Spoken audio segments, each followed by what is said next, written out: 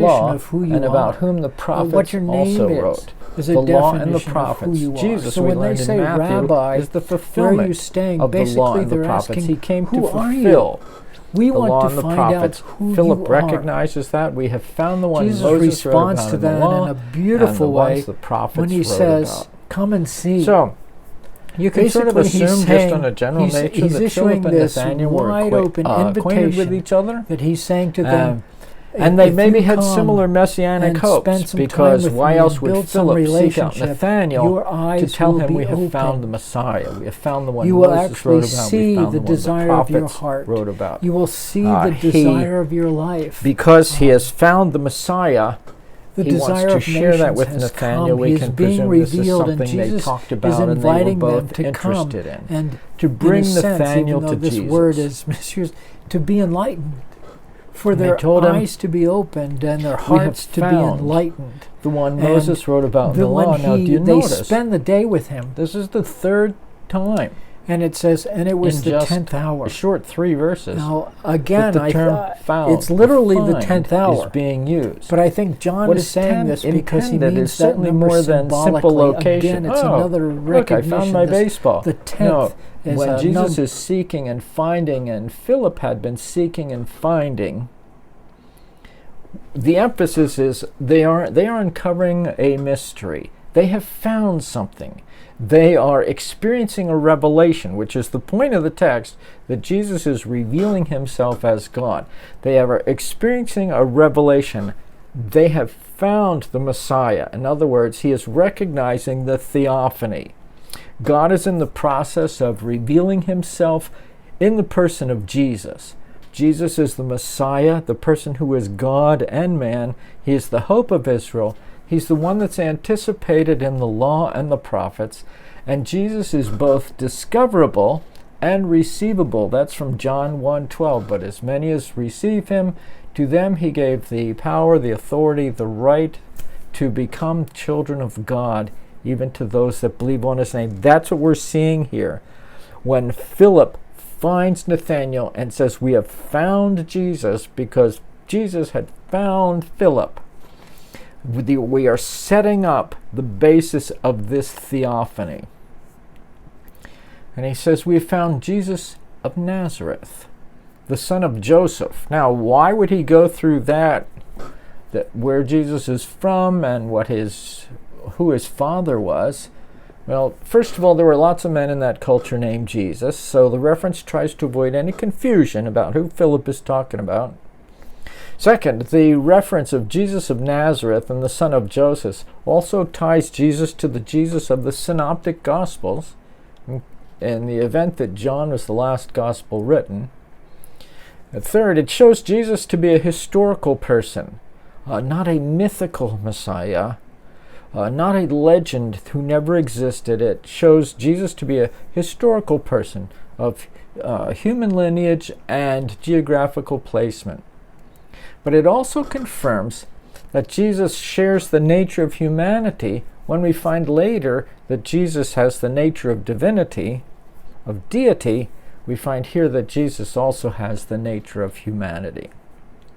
And it also sets up Nathanael's deprecation of this little town, Nazareth, and thus increasing the surprise factor when he finds out who Jesus really is. It shows that he is not expecting, with any kind of prejudice, Jesus to be the Messiah. So Philip says, it's Jesus of Nazareth, son of Joseph. And then, of course, Nathanael comes out with his famous line, "Nazareth? Can anything good come from there?"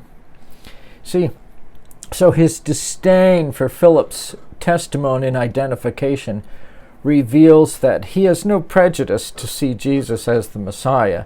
As a matter of fact, his prejudice is in the opposite direction. He perceived Jesus as, this is not possible. Jesus is going to have to start from scratch to convince Nathanael, because his reputation already has a negative connotation in Nathanael's mind.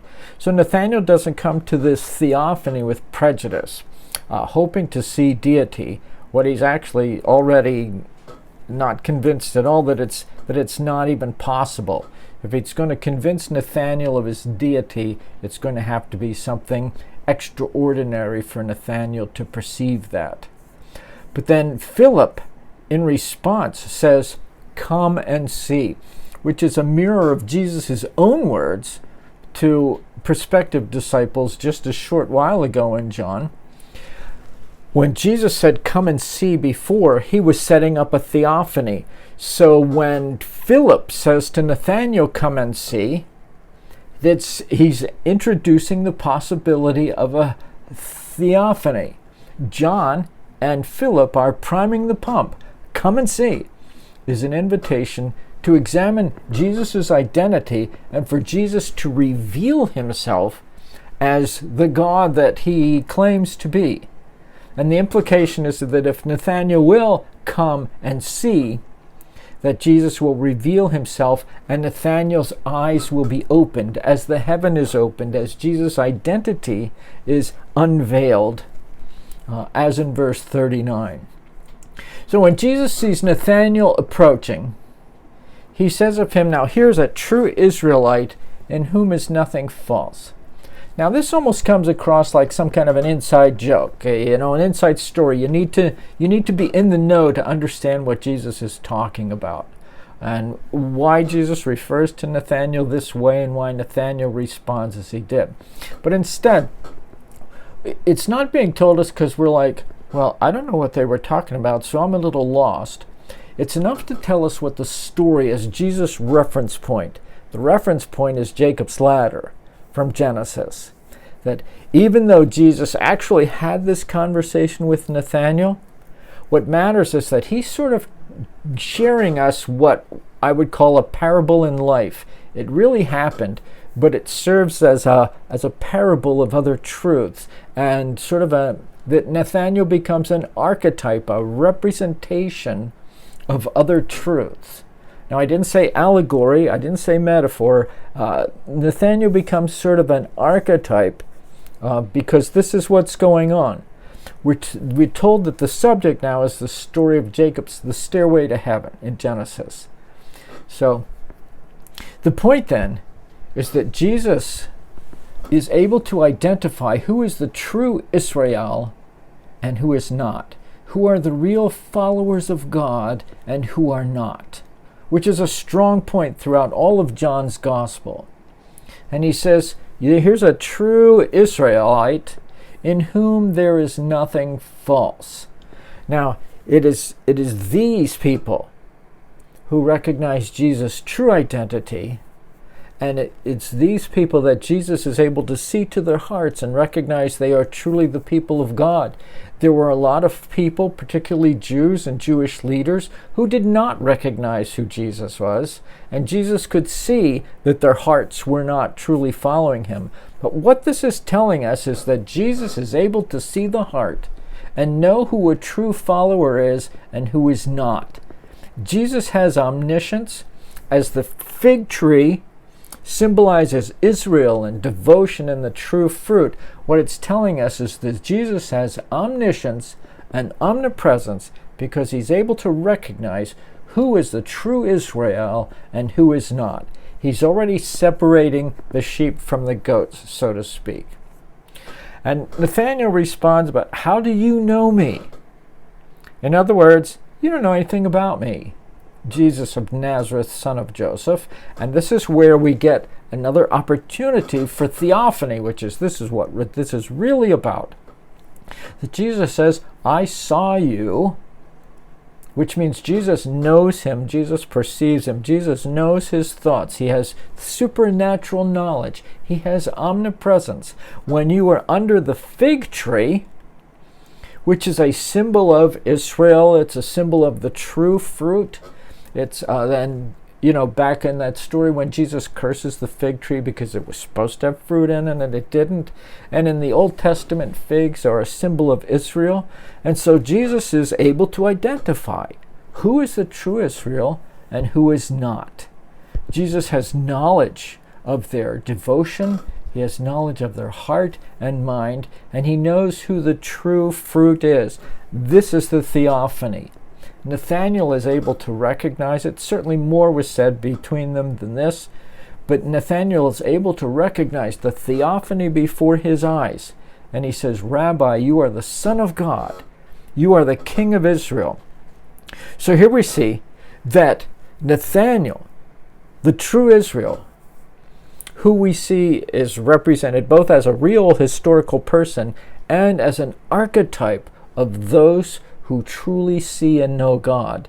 He is able to recognize the true identity of Jesus, which John has told us in chapter 1. He says, he came unto his own, and his own did not receive him. But as many as who believe him, to them he gave the power to become the children of God, even to those that believe on his name. And so what we are seeing is a living parable of those verses. That recognition is not based on because he was a Jew.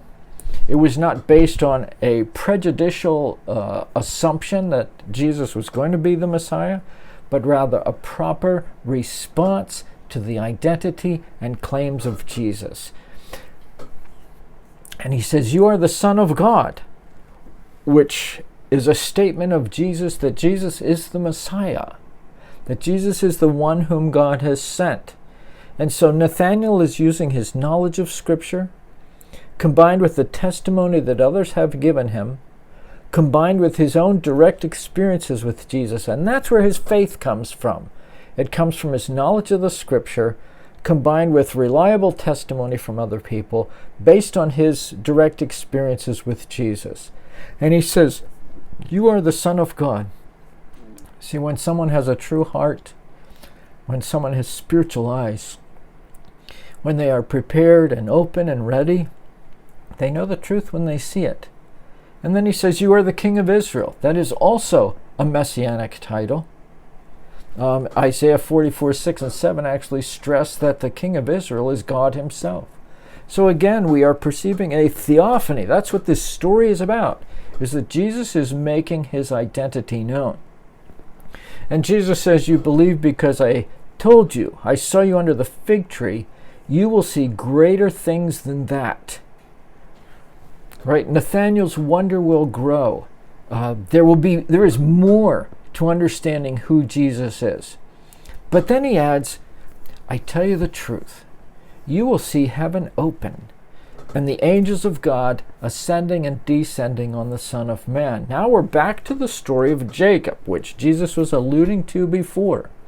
He switches his parable in life to the story of Jacob. Jacob saw in his visionary dream, traffic of angels between heaven and earth, as God dwelled with his people and God accomplished his work. And here Jesus is saying that he himself is God dwelling with his people, that he himself is accomplishing the work that God has given him to do.